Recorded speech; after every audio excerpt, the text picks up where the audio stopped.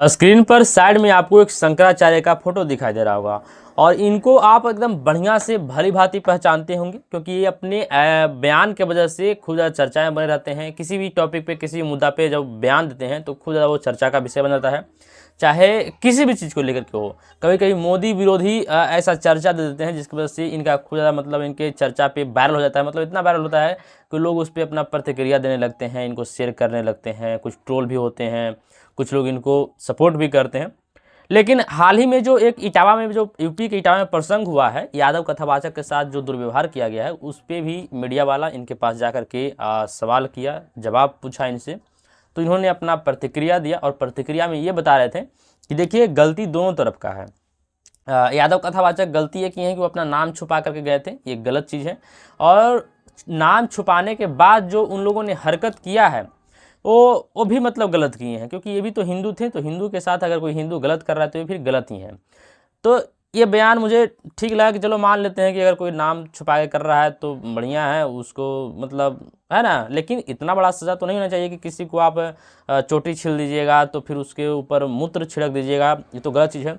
लेकिन आगे जो उन्होंने बात बोला, इस पर मेरा जो राय है वो लग रहा है कि भी भेदभाव कर रहे हैं। जैसे कि इन्होंने कहा, इनसे मीडिया वाला ने सवाल पूछा कि अच्छा आप ये बताइए कि सनातन धर्म में भागवत कथा का पाठ हर कोई कर सकता है या फिर किसी एक जाति विशेष को अधिकार है। तो इस पर उन्होंने जवाब दिया कि भागवत कथा का कोई भी आयोजन जब करता है तो अपने घर में अगर कर रहा है तो कोई दिक्कत नहीं है, मतलब कर सकता है। लेकिन जब वो कर रहा है कोई व्यक्ति और सभी जाति को सुनना है वहाँ पे, अगर सर्व मतलब जाति, सभी जाति के समाज वहाँ पे आए हुए हैं, तो वहाँ पे केवल ब्राह्मण को अधिकार है। तो ये चीज़ मुझे सही नहीं लग रहा है, ये गलत चीज़ लग रहा है। ऐसा बयान दे रहे हैं या फिर जो कुछ भी है तो ये गलत है। क्यों गलत है? क्योंकि देखिए, अगर किसी के पास भी अगर योग्यता है, किसी के पास इतना मतलब कि ज्ञान है, तो काहे नहीं बता सकता है। इसका मतलब कि आप भी कहीं ना कहीं जातिवाद का बढ़ावा दे रहे हैं। अगर किसी एक जाति को आप विशेष तौर पे मार रहे हैं कि वो बहुत बड़ा सर्वोच्च है, तो आखिर किस तौर पे? आखिर कोई जाति बहुत बड़ा कैसे हो सकता है? उसका कुछ आधार होना चाहिए। अगर कोई ब्राह्मण है तो क्या उसका मतलब हुआ कि ब्राह्मण है तो बहुत बड़ा हो गया? नहीं। ये सब चीज़ें जो थी वर्ण व्यवस्था, ये पहले के ज़माने में थी और एक ज़माना से ठीक चलता है। जैसे कि पहले के ज़माना में जो व्यवस्था था उसके हिसाब से वो ठीक था, लेकिन अब के ज़माना में वो सेट नहीं करेगा। क्योंकि पहले के ज़माने में बहुत सारी ऐसी चीज़ें थी, बलि प्रथा हो गया, बलि प्रथा तो अभी भी है, सती प्रथा, जैसे कि सती प्रथा भी कोई आप सुने होंगे कि सती प्रथा होता है, ऐसे नहीं, गलत चीज़ है ना। अब पहले के ज़माने में उसे लोग सही मानते थे, लेकिन अभी गलत है। बहुत सारा ऐसा चीज़ हो गया, जैसे कि पहले के युग में कोई अगर मतलब कि किसी का कोई छीन लेता था सामान, या फिर कुछ मतलब कि किसी का मतलब मान सकते हैं कि उसके अधिकार का हनन करता था, तब युद्ध होता था, दोनों आपस में युद्ध लड़ते थे और जिसके पास ज़्यादा शक्ति था, सेना होता था, उसका विजय होता था। लेकिन आज के समय में अगर किसी को कोई मारता है, पीटता है, तो वो ठीक है, एक छोटे स्तर पे मान लेते हैं कि अभी भी लोग झुलस जाते हैं। लेकिन अगर कोई बड़ा स्तर पे होता है तो सबसे पहले वो कानून का दरवाज़ा खटखटाता है, कानून के पास जाता है। ऐसा नहीं कि मतलब तीर धनुष बंदूक निकाल दो, ऐसा तो होता नहीं है।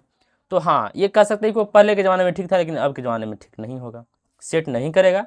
रियल सी बात है, इसमें कोई कहीं से दो राय नहीं है। तो अगर पहले के ज़माने में ये व्यवस्था थी कि ब्राह्मण ही सर्वोच्च था, ब्राह्मण ही सब कुछ था, वही जो कहेगा सो होगा, लेकिन अब के ज़माने में सेट नहीं करेगा। क्योंकि आज के ज़माने में हर कोई पढ़ रहा है, लिख रहा है, हर किसी के पास इतना नॉलेज है। और अगर इस तरह से हरकत किया गया तो हिंदू धर्म में एकता होने की तो बहुत दूर की बात है, बिखराव ऐसा होगा कि उसकी एकजुट करना बहुत मुश्किल हो जाएगा। अगर मान लीजिए कि आप हिंदू धर्म से किसी एक जाति को निकाल दीजिएगा, तो आपका हिंदू धर्म कह लीजिए या फिर सनातन की बात करते हो, कितना ही एकत्र हो पाएगा, कितना एक हो पाइएगा। तो जहाँ तक मेरा विचार है कि सभी लोग आपस में मिल बांट करके रहें, सभी एक दूसरे को सम्मान दें। और मतलब क्या बड़ा क्या छोटा, हर कोई अपने कर्म से बड़ा होता है, ना कि जन्म से बड़ा होता है।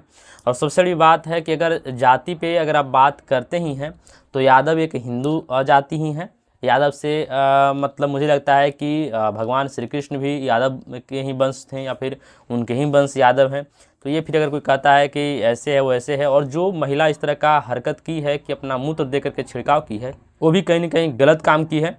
और ऐसा ही हरकत कुछ दिन तक आगे तक चलता रहा तो मतलब बिखराव बहुत कस के पैदा होगा। यहाँ तक कुछ लोग कह रहे हैं कि अगर कोई ब्राह्मण यादव को सम्मान नहीं देगा तो यादव भी ब्राह्मण को सम्मान नहीं देगा, या फिर जो भी भिक्षा मिलता है वो भी मिलना बंद हो जाएगा। जाहिर सी बात है कि अगर हर किसी को मतलब कथा सुनाने का अगर ज्ञान रहते हुए, नॉलेज रहते हुए अगर कोई कथा नहीं सुना सकता है तो फिर ब्राह्मण को भिक्षा काहे दे सकता है? अपने में सब भिक्षा ले लो, तरह तरह का बयानबाजी हो रहा है। तो जहाँ तक मेरा सलाह है कि सब चीज़ों पे रोक लगनी चाहिए और हर किसी को रिस्पेक्ट कीजिए और रिस्पेक्ट पाइए।